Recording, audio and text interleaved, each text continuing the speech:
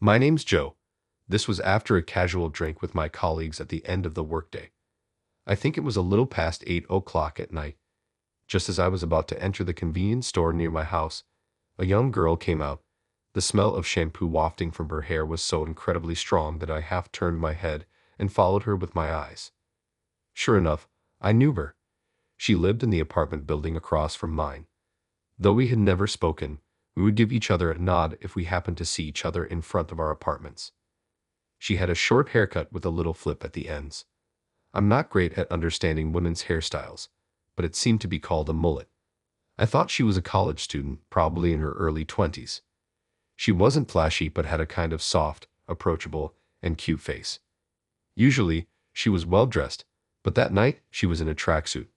Unusually, she staggered down the street at night weighed down by the plastic bags she carried in both hands.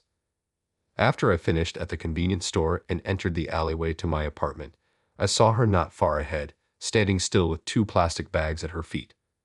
One of the bags had ripped open under the weight of its contents. "What's wrong?" I asked what I called out. She looked up at me with a pleading expression. "It's just heavy." Following her words, I looked at the bags on the ground. Each bottle contained 42 gallons of mineral water, 8 in total. I thought it was a rather hefty purchase and decided to lend a hand. "I'll carry half of it. You live in that apartment building over there, right?" "Yes, but are you sure?" I assured her it was no problem, although I was a bit bothered by the overpowering smell of her shampoo. As we walked along carrying the bags full of water bottles, I asked about the situation. About an hour ago, she had been using the shower at home. Just as she started washing her hair with shampoo, the hot water stopped.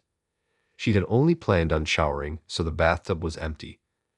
She wiped off the shampoo suds with a bath towel as best she could, and then stepped out of the bathroom in her tracksuit, so she hadn't rinsed off the shampoo. That's why the smell was so intense.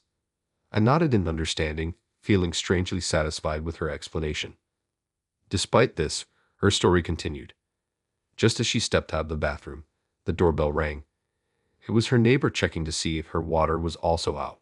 It turned out the water was out in all the apartments, and everyone started making a fuss. Someone called the property management company who managed the building. When they came to check, it turned out to be a problem with the water tank.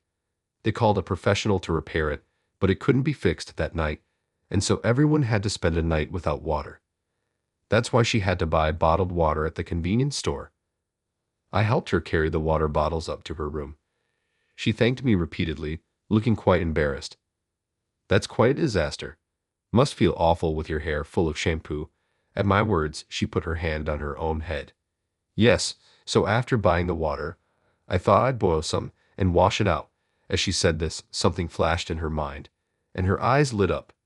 "Right, there's a spot on the street past the convenience store, isn't there? Maybe I'll go there. It's been a while since I last visited a spa." "I wouldn't usually." I nodded, turned on my heel to leave, and then remembered something and turned back to her. "That spa, it's closed on Tuesdays." Her hand, which was inserting the key into the lock, suddenly stopped. Then she looked at me with her mouth gaping. There weren't any other internet cafes or the like where she could use a shower in this neighborhood. "If you'd like, you can use mine. It's old, and I keep it clean so it's not dirty." She lived in what you might call a fancy designer condo. In contrast, I lived in a 40-year-old two-story wooden apartment building. At best, it was of a retro design, but simply put, the decay was severe. It was a rickety old apartment, but I liked it. There wasn't any particular inconvenience, and the location was good. My room was on the second floor and got decent sunlight, and above all, the rent was by far the cheapest in this area. I even doubted whether it was a crime scene when I first moved in. The layout of the room was such that as soon as you entered the front door, the kitchen, about the size of a small dining room, was to the right, and a back bathroom unit was to the left, and there was just one larger room in the back.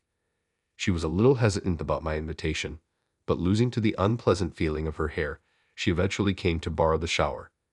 She came to my room with a fearful look on her face, looked around with a curious look on her face, and then entered the bathroom immediately. I heard the sound of hot water running and pitter-pattering from the shower. I felt as though I was listening to a sound I shouldn't be hearing, so I turned on the TV in a hurry. "Thanks to you, I feel refreshed. I'm glad I could be of help." Exchanging these words, I saw her off from the doorway. A few days later, in the area where my apartment is located, there was a prior notice that due to power supply tightness, a planned power outage would be implemented for about 2 hours from around 7 o'clock p.m. It may be inappropriate for me to say this, but I was looking forward to a little taste of what a power outage would be like, if only for a couple of hours. At exactly 7 o'clock p.m., it became pitch dark outside the window. The lights in my room remained on. Wondering what was going on, I went outside of the apartment. It turned out that even though this whole area was said to be affected, my apartment was excluded, and the power outage had occurred up to the other side of the narrow lane. I was left a bit surprised, not knowing whether to be happy or disappointed. Then she came out of the condo across the street, which was affected by the power outage. When I greeted her, she also bowed her head, saying, "Thank you for the other day." Then she sighed and said, "It's a power outage this time. It's so annoying, and I have an exam tomorrow." She had heard the notice about the planned power outage, but it seemed like she was sure it would be cancelled. But still, taking the previous water outage as a lesson, she had stored some water in cases where water tanks are used in condos. Water is sent to each room using electricity, so if there is a power outage, water will also stop. And when the power really went out and the lights turned off, she thought she would try to imagine the exam questions in the dark, almost like a meditation. She was thinking about making some to calm down, but my place is fully. She was thinking about making some to calm down, but my place is fully electric. So not only do the lights not turn on, but I also can't get water or heat water. And so, far from calming down, she became frustrated and decided to go to a fast food restaurant near the station to study. I was about to tell her that in my room, the lights are on and I can heat water for her. But I decided not to. Instead, I said, "Well then, good luck, take care," and saw her off. Then, the next evening, when I was returning from work and about to leave the station, I saw her arguing with a station staff inside the ticket gate. "Good evening, is something wrong?" I asked. "Oh, Joe," she replied. I didn't remember introducing myself to her, but maybe she had seen my nameplate when she came to borrow my shower. "I don't have enough money for the train fare," she explained. "Train fare? How much?" I asked. She answered with a face that looked like the world was ending, 80 cents. 80 cents nowadays. I couldn't help but laugh out loud. But anyways, I lent her the money. Anyway, she successfully exited the train station and headed home with me. "I think I dropped my phone in the train," she said. She's always been one to go cashless, paying with her phone wherever she went. Of course, she carried a bit of cash too, but that day she had just finished her college exams and had an early dinner with her friends to celebrate. The restaurant they entered only took cash, and she used up most of the cash she had. Then she took the train, but she used her phone as her train pass as well. She was able to go through the ticket gate when she boarded the train with her phone, but after she got off, she lost her phone and couldn't get out of the station. When she explained the situation to the station staff, they checked for lost items but told her, "We have no matching reports yet. You can either wait a little longer or hope that the train crew finds it when the train she was on goes back to the garage." Regardless, she had to pay the train fare. It was okay to self-report the station she got on at, I suggested. She should have just said she boarded from the next station, but she honestly answered.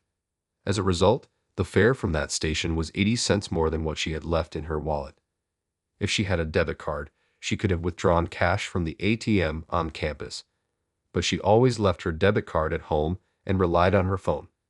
The next morning, she came to visit me out of breath as I was leaving for work. She had withdrawn cash from the ATM at a convenience store last night. Since she didn't have a landline at home, she searched for a public phone in the neighborhood and just contacted the railway company. Then she found out that her phone was stored as a lost item. "So, I'm going to go pick it up now," she said, running off. Then she came back to me as if she remembered something and paid me back the 80 cents I lent her yesterday. Watching her leave, I couldn't help but laugh.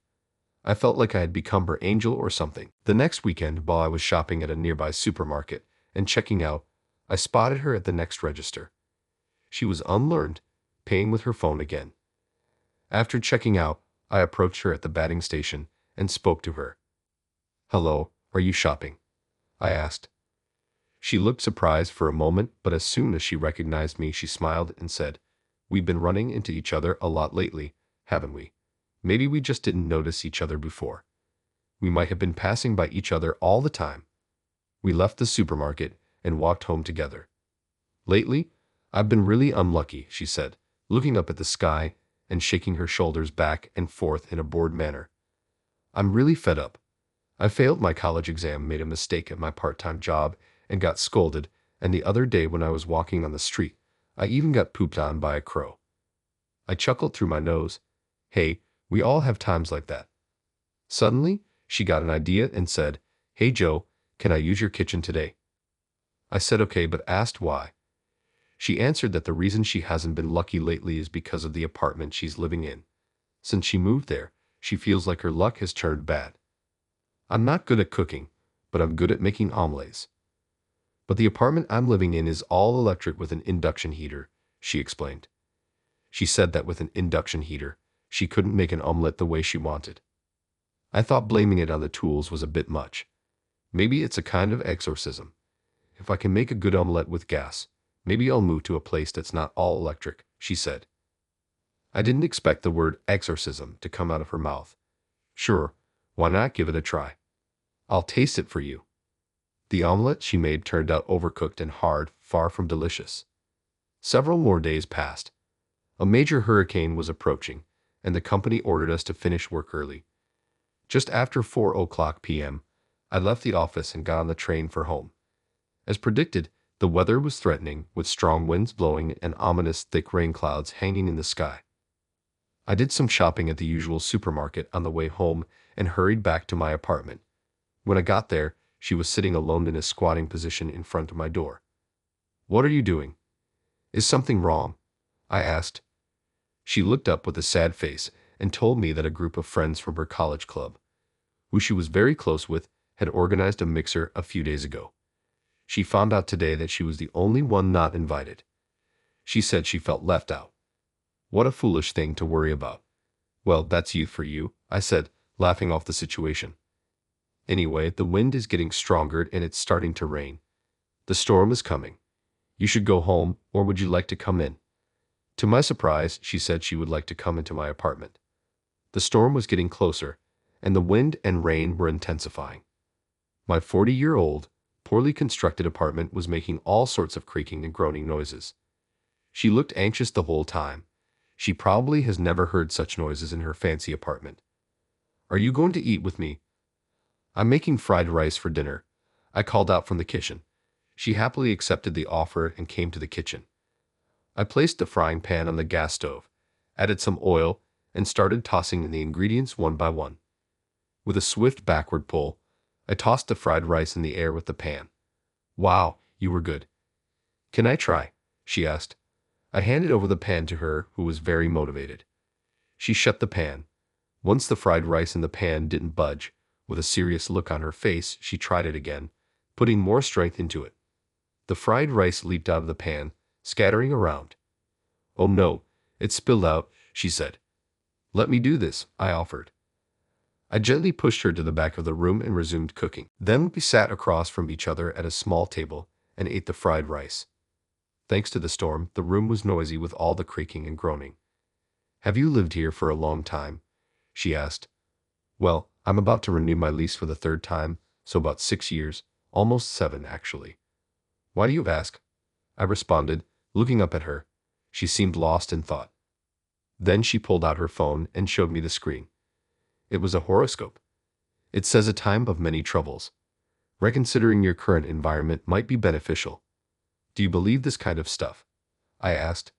"Well, not necessarily, but it's kind of on my mind. Some things do come true," she replied. Now I understood what she was trying to say. She had previously mentioned that her recent streak of bad luck might be due to her current apartment, and now this horoscope suggests she should reconsider her environment. The first thing that came to her mind when she thought about changing her environment was her apartment. She may be wondering if she should move or not, and so out of curiosity, she asked me how long I've been living here. The other day it was an exorcism, now a horoscope. I realized she was surprisingly superstitious. "So, are you thinking of moving?" I asked. "How did you know? Are you a clairvoyant? She responded. What's a clairvoyance? So she's not only superstitious. Well, why not?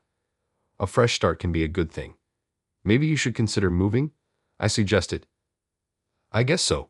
Maybe I really should move after all. She seemed to be still struggling. But I thought if she decided to move and disappear from the apartment across the street, I would feel lonely in a different way, she said. She was about to go home, so she was putting on her shoes in the entryway. The peak of the hurricane seemed to have passed, but even so, it was still pouring rain outside. Thanks for the fried rice. Hold on, I'll walk you home. With that, I grabbed my coat and quickly put on my shoes. Even though I said I'd walk her home, her apartment was right across the street. The width of the street is only about 13 feet. It only takes a few steps to get to the other side, but I wanted to walk her home.